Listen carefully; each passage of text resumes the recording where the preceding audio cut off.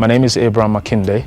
I'm Nigerian, living in England, a British citizen as well. I'm 35 years old, and I came to Rwanda first time in 2020, and it was basically to actually look around to see what I can do in Rwanda. And I think on that trip I really liked what I see, and it was a very beautiful country. I love what the people were like, welcoming people. You need to actually be here to actually understand how welcoming Rwandans are. And to be honest with you, since then, it's been like my second home.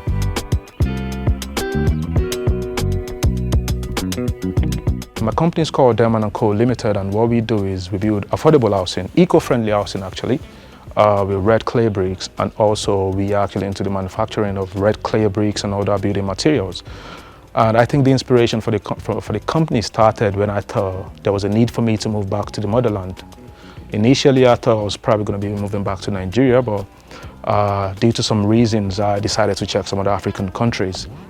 And on that trip I mentioned in 2020, Rwanda was like the #1 option for me. And I thought about what can I do in Rwanda. Back home in England, I'm an IT consultant, and I just needed to do a lot of different things. Coming down to Rwanda, I realized there was a gap in the housing industry, there was a gap in affordable housing, there was a gap in the manufacturing of building materials and a lot of different things. So I thought it was a good time for me to actually tap into those gaps, and that's what I've actually been doing. So the very first project we've got in Rwanda right now is what we're actually seeing in my background right now. It's called Delman Terrace, and I think it's actually very beautiful. We've got 6 units of 3 bedrooms, 2.5 bathrooms in here. Similar to what we've got in England, that's the style. And one thing we actually incorporated into the building of these houses is the fact that we were trying to maximize space and also make people live in the same communal space and make sure we have more like 4 or 5 families living in the same space, sharing the beauty of the space. So this company is actually owned and managed by myself and funded by myself as well. No investor involved. And I think for me personally, it's like my project for a lifetime of moving down back to the fatherland. And it's going to be more of what I'm actually doing in Rwanda for me in the long run.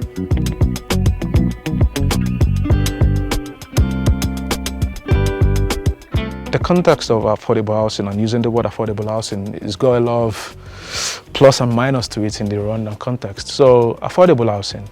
These houses we've actually just completed go for $65,000 each unit. And if we actually look in the market for similar properties, I think this is actually of a very good price compared to the other ones we have in the market. Affordable housing is one thing the government in Rwanda has been preaching about, but we realize a lot more needs to be done by the government to actually help people come onto the property ladder. $35,000 was the figure the Rwandan government would give anybody that comes into the affordable housing sector. But unfortunately, the cost of building materials, the cost of land, the cost of labor and everything in Rwanda would not allow you to build an affordable house for $35,000. There's absolutely no way you can do it. So for us, we think having a house for $65,000 is quite affordable. In the house, you have basically everything you need. You've got 3 bedrooms, 2.5 bathrooms, you've got living space, you've got a storage, basically everything in family needs. And I think it fits in well with the lifestyle of a young family. And it's something anybody that actually comes here would actually love to see or probably love to live in. I think for me, we are not doing something in mass production. We are actually trying to build something that can actually fit into people's lives. A lot of companies actually build. Okay, you probably build 55 houses, 60 houses. That's for a major company, big companies. But for me, which is just a small company, I'm trying as much as possible to actually make sure what I'm building actually fits into what I can live in. For me personally, I can live in any of these houses. And I think I picture myself living in the houses for me to be able to solve the problems of whatever anybody living in the house would actually want to get solved. The storage, the space for the rooms, the functionality of the toilet seat, everything is actually put into the picture.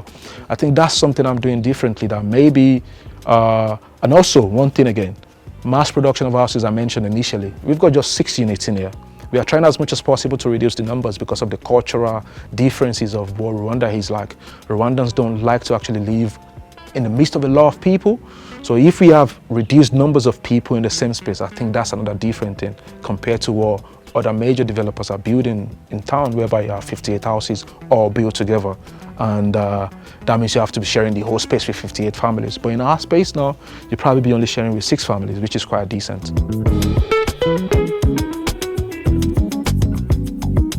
So for us, what we've actually done is we've actually incorporated a bit of eco-friendliness into the building structure, as well as cost saving into the technology we use to actually build the houses. And for us, you can see we actually use red clay bricks. These eco-friendly bricks, when it's hot outside, is actually cold in the house. So it basically regulates the temperature of the house. And one thing we did again to actually make our consumers understand that we are actually using very good materials is, in April of this year, while we were actually building these houses, we invited a lot of people to come in to see the shell of the house, what it looks like while we are building it, to make them understand we are not actually building something funny. The materials we are using are actually of good quality. And I think then, even the guys from the Rwanda Development Board that came around, they were quite impressed with what we were trying to do. Also, the technology we are actually trying to use as well, or that we've used, it was actually a very good technology that actually reduced the cost of cement. You actually use less cement, less mortar, less sand, less water as well. So that's actually something really good as well. So in terms of the quality of the houses, even after buying the houses, we are still very much with you. You get a warranty for the first 1 year. Whatever the issues you have, leakage, whatever, we've done our own due diligence to make sure the houses are good. But regardless of that, we are still very much in the house with you. If you've got any issues, we always come back, sort it out for you, and definitely, even after that 1 year warranty, we can always advise our best to actually sort any issues you've got.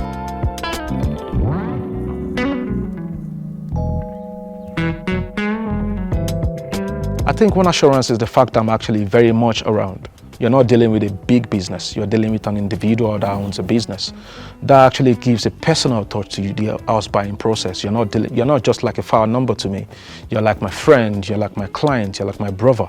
So if you actually buy from us, it's more of a situation whereby you can give me a call in the middle of the night. You don't have to go through the process of actually reaching out to a customer service first, going through all of those bureaucracy and having to actually negotiate a lot of things. We can actually have a personal touch.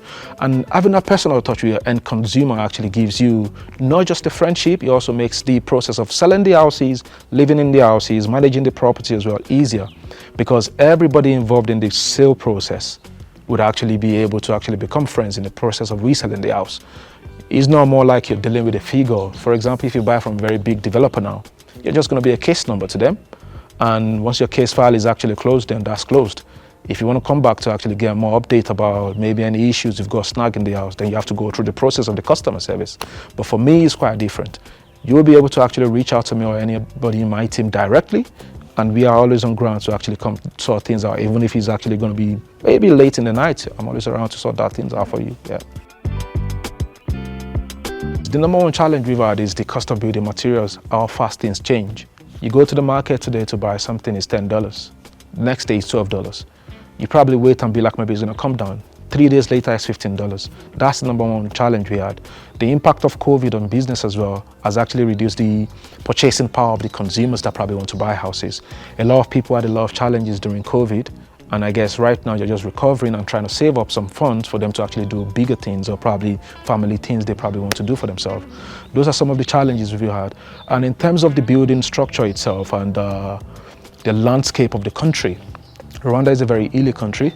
And I guess we've actually had challenges with rain as well as the flow of water and all of those things. But we've actually been able to mitigate all of those issues now. We've incorporated a lot of designs in our houses that actually help us to actually manage the control of water and also make sure any of our houses are not flooded, even though the country is a very hilly country. If you've actually, you go around the CIDs, but all of those has actually been incorporated into our design to make sure we have a very good product.